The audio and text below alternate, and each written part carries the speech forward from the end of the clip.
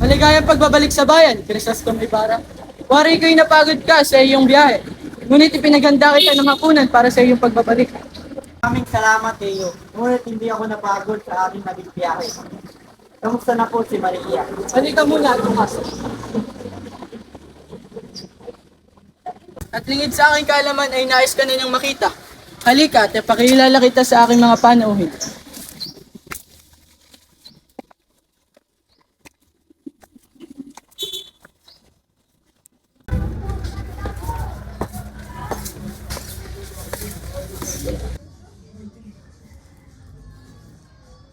Magandang gabi sa inyo lahat. Nagagalak akong ipakilala sa inyo ang anak ng aking umahong kaibigan, Crisostomo Ibarra. Ito ang aking nag-iisang pinsan, si Isabel. At ito naman si Doña Victorina. At ang punong kura ng San Diego, Padre Damaso. At ito naman ang tagapangalaga ng Guardia Civil, Teniente Guevara. Halina at umupo.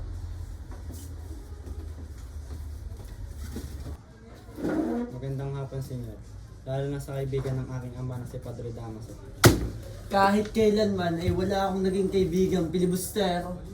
Halina at mag-usap-usap habang tayo nag-aantay ng pagkain. Nang matapos ang saglit na sagutan ng dalawa, ay inihain na ang pagkain na ipinahanda ni Kapitan Tiago para kay Crisostomo Ibarra.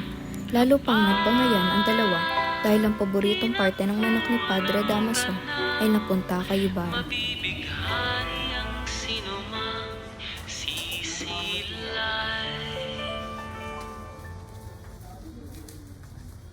Doon iba, bakit hindi niyo sa amin sabihin kung anong nakita ninyo sa Europa?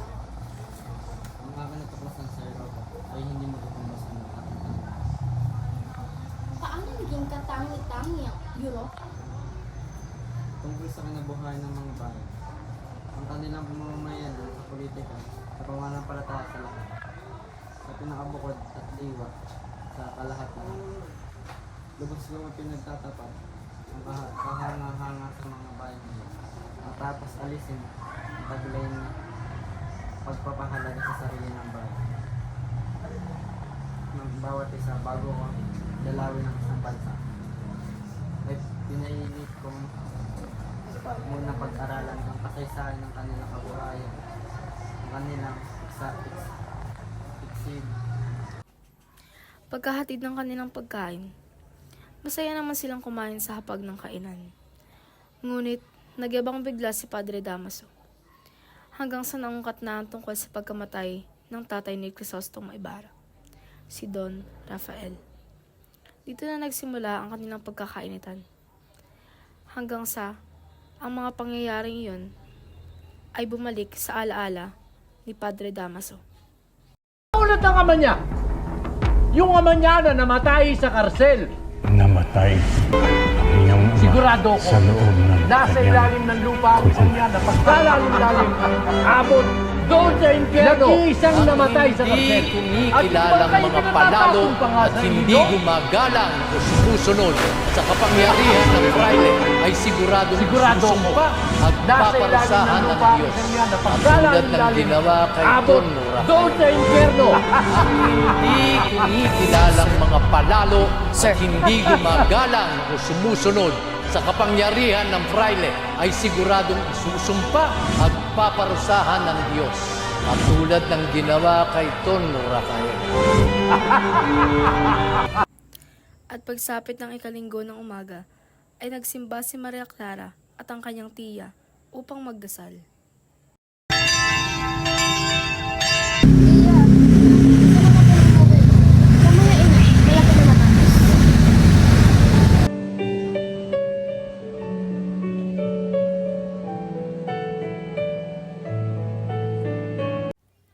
At pagkatapos ng misa, ay nakauwi na si Maria Clara at ang kanyang tiya, at ang kasunod naman nito ay dumating na ang kanyang ama na si Kapitan Tiago upang kausapin siya patungkol sa kanyang kalagayan. Naakala ko, Maria, na ang mga magdadamat ay magkatwiran. Kaya dapat kang pumunta sa probinsya. Lubha kang namumutla, kailangan mo ng mabuting hangin. Ano sa palagay mo? Sa Malabon o San Diego? Ilan kaya darating ang aking minamahal? Huwag ka mag-alala, Maria Clara. Darating din ang iyong nobyo pagsapit ng alas 7 ng gabi. At pagsapit ng alas 7, dumating si Crisostomo Ibarra gaya ng sinabi niyang takdang oras na siya ay darating.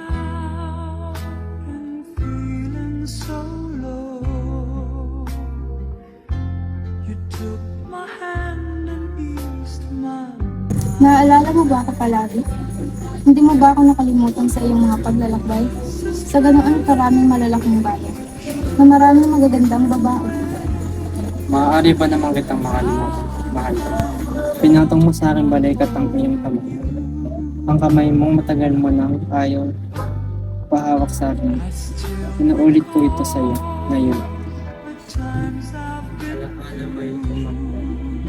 Sinamahan mo ako sa pagkakas.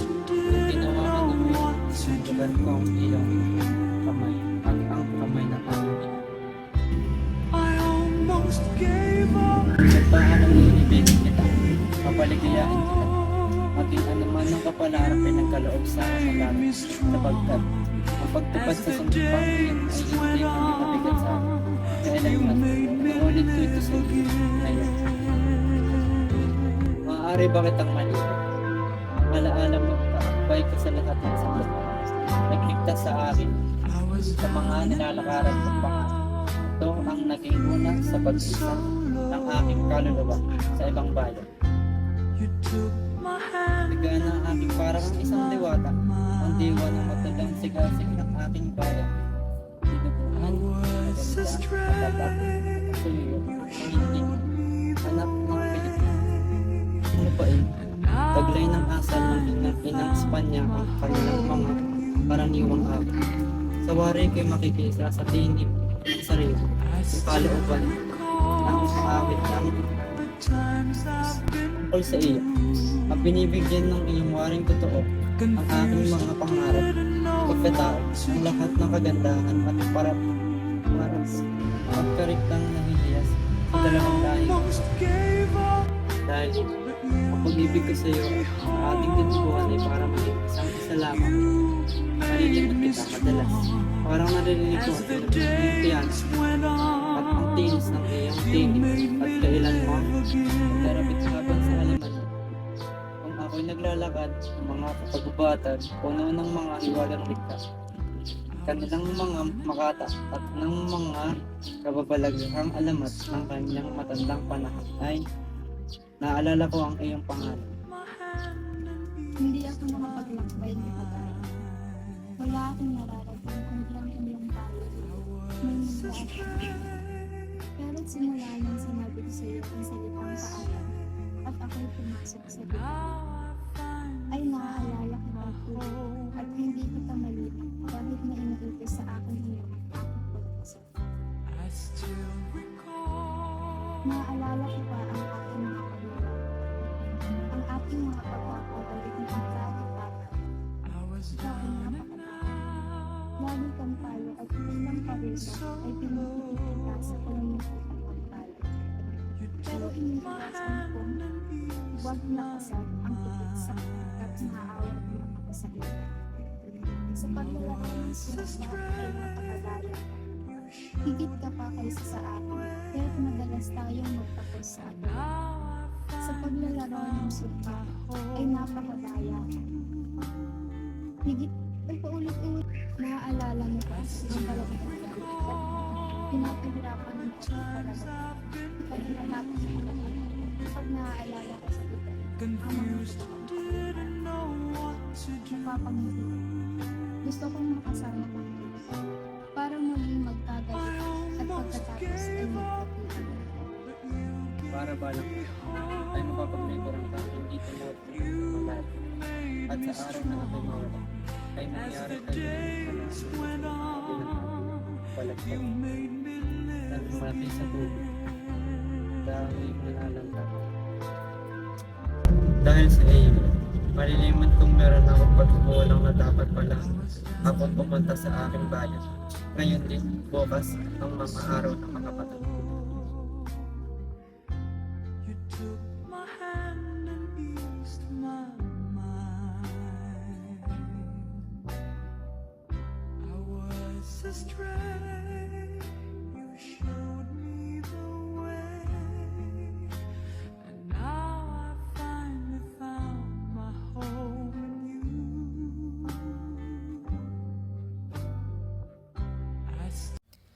Pagkatapos ng siyuan ni Maria Clara at ni Crisostomo Ibarra sa Azotea, ay nagayang pumunta sa ilog si Maria Clara, kasama ang kanyang kaibigan.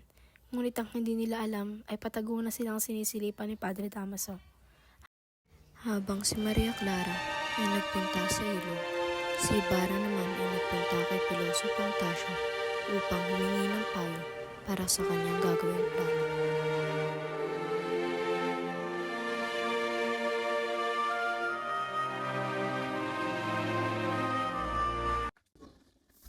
Aba, nariyan pala kayo. Pasensya na po. Napansin ko masyado kayong kabala. Oo nga, nagsusulat ng konti pero hindi naman kailangan tapusin agad. At kailangan din magpahinga. May tutulong ba ako sa iyo? Sinama niyo yung barin niyo. Linawin ng mga hieroglifiko. Hindi ako marunong mag-ehepyo. Nihikop tuman lamang pero nakakaintindi ako ng kaunting pamamaraan nila sa pagsulat at sumusulat din ako sa pamamagitan ng hieroglifiko. Ang mga ginawa ko sa buong buhay sa isang banda ang mga pagsasabi ng mga letrang ito ay pawang matatalino lamang sa hirap sa pag-uwi ng mga larawan na nangangailangan ng panahon ay tiyaga ay masasabi na ko halos na lalos pa sila sa akma kaysa abakadang Latin. Napapunta ako dito rin para makausap kayo sa isang mahalagang bagay kahapon ng hapon. Di ba ang tao na yun? Silas po ba? Ang sinasabi niyo dito. Paano niyo na nakita ko ang pusa ng Guardia Civil. Ang pusa ng Guardia Civil ay sina ang pusa ng kaya na yun. Tao ni Alvarez na hindi niyo inayayaan sa inyong pista kahapon ng umaga ay kumalat sa bayan na nangyari sa buhayan ng mga musa ng Guardia Civil ay may matalas na pang-apoy at mapag-isip na masama at marahil siya ay napangas na nagpailindang sa kanyang asawa. Ibig ko sana ituro sa inyo, sa akin, ang mga taong dapat kong lapitan sa bayan, ang lalong mapatnubay ang mga gawain. Kakalala ninyo ang mga taong bayan, makarating, walang, at ako'y halos dayuhin sa sariling bayan. Nang matapos na ang mahabang pag-uusap ni Ibarra at Piloso Pontasio, ay biglang napatanong na rin si Ibarra kung ano nga ba ang nangyari sa dalawang sakristan at ang ina nito. Maaari ko ba bang matanong kung ano nangyari sa dalawang magkapatid at sa ina nitong si Sisa? Ganito kasi ang nangyari. Patakan mo ng lubid mo, Crispin.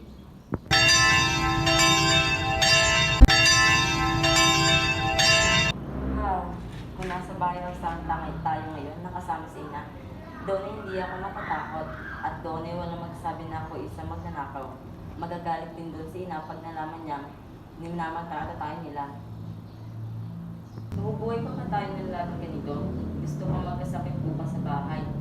Ibig kong magkaroon ng isang mahabang sakit, pakalagaan ko ni Ina. Nang sa gayon, di na niya ako mabalik din sa kumbento. Hindi na rin ako makapalo at ikaw naman Taka ay magkakasakit kasama ko. Wag, mamatay tayo lahat. Si Ina ay sama ng loob at tayo ay sugutom. Magkano kikitayin mo sa buwang ito? 2 piso, pinagmunta ko ng tatlo. Bayaran mo ang sinabing ninakaw ko para di tayo paratangang magnanakaw. Bayaran mo, Kaka. Nauulol ka ba, Crispin? Walang kakainin si Inay. At isa pa, ang sabi ng Sakristan Mayor ay 2 anza ang ninakaw mo. At ang 2 anza ay 32 piso. Ang nakamay 2 daliri at ang bawat daliri ay piso. At ang bawat piso ay ilang kwarta. 100 at 60 kwarta. 100 at 1 kwarta. Ina, at ilan naman ang 6 na po? 2 kamay. 2 kamay? 6 na kamay at 2 daliri. At ang bawat daliri ay 32 kamay. At ang bawat isang daliri ay ilang kwarta. Ina, napakaraming kwarta. Hindi mabilang ng isang katao sa 3 araw. At may bibili ng sinelas at sombrero kung mainit ang araw. At malaking payong naman kung tag-ulan at mabibili ng damit at pagkain mo at ni inay. At may dinaramdam kong hindi pagnanakaw. Crispin! Huwag kang magalit. Sinabi sa akin ng kuwa na papatayin ako sa palo pag di lumabas ang perang ninakaw ko. Kung ninakaw ko nga to, mapapalitaw ko. At kung mamatay man ako, nabili ko sana kayo ni ina ng damit. Sana nga ninakaw ko. Ikaw, kinatatakot ko baka kagalitan ni inay pag nalaman. Sa akala mo kaya, sabihin mong ako'y pinalo na ng katakot-takot. Ipakikita ko sa kanya ang aking latay at ang aking siring sa sidlan. Wala ako kundi isang malapad na ibinigay sa akin noong Pasko at kinuha ng kuka kahapon. Hindi pa ako nakakita ng isang malapad na ganoon kaganda. Hindi maniniwala si ina. Hindi siya talaga maniniwala.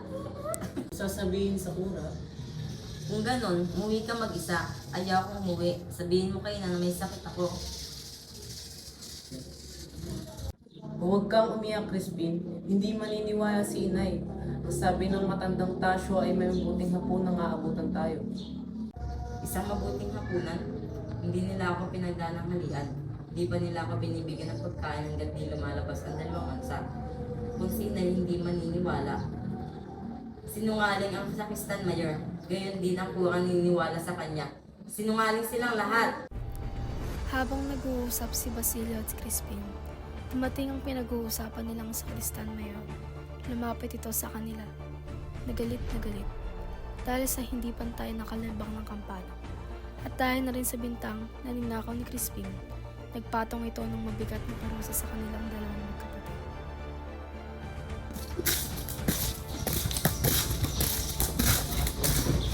Ikaw, Basilio, kalahati mo kang ipapatong ko sa iyo dahil sa hindi magkapantay ang pagitan ng kalembang.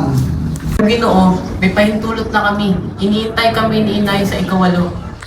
Gusto mo ba ang utusan? At Crispin, maiwan ka ngayong gabi dito hanggang hindi lumilitaw ang iyong ninakaw. Ikaw ay hindi uuwi sa ikwalo hanggang ika-10. Pero Ginoo, sa ikisiyam lamang hindi na pwedeng maglakad sa labas. At saka malayo pa ang bahay. Ginoo, mahigit 1 linggo na namin hindi nakikita ang aming ina. Wala akong pakialam. Huwag mo akong kailangan kunin niya. Tulong!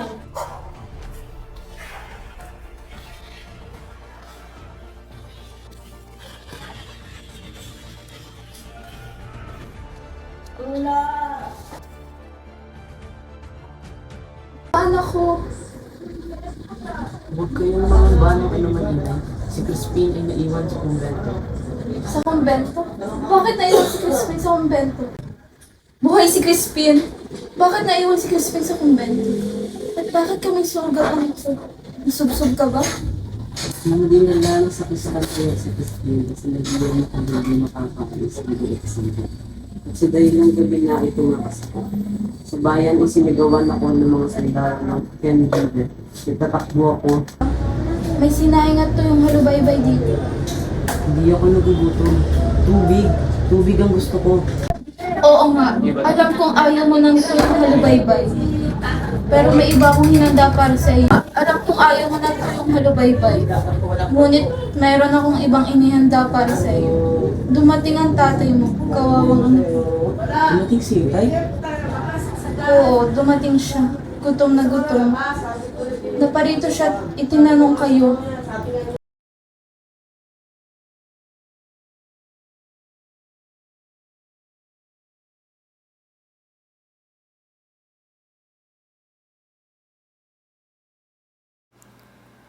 Ang sugat ni Basilio sa kanyang mata ay dapis ng isang bala. Tumakbo siya at siya ay natamaan at umuwi sa kanilang bahay.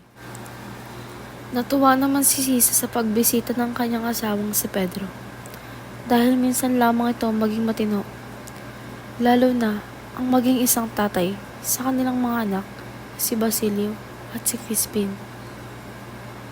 Dahil siya ay isang kilalang tatay na barumbado, walang pakialam at hinahayaan ng mga bagay-bagay. Sayang lamang sapagkat pagkalipas ng ilang araw at buwan, nawala sa katinoan ng kanilang ina. Naging baliw siya. Naging baliw si Sisa. Hinanap niya ang kanyang mga anak na si Basilio at si Crispin. I'm still holding on to everything that's dead and gone. I don't wanna say goodbye, cause this one means Crispin! Asan na kayo mga anak ko? Basilio! Crispin! Basilio, anak ko! Basilio! Crispin! so hard. For a million different reasons, you took the best of my heart, left the rest in peace. I'm still holding on to everything that's dead and gone. I don't wanna say goodbye, cause this one means forever. Kung ikaw ay papipiliin, bayang sinalangan o pag-ibig, kakayanin mo bang sumagal para sa iyong minamahal, sumuko o ilaban? Doli mitangere, o huwag mo akong salingin, ay upang isiwalat ang kapansin-pansin na hindi pagkakapantay-pantay ng turing ng Katolikong pari at ng gobyerno ng Kastila sa mga Pilipino.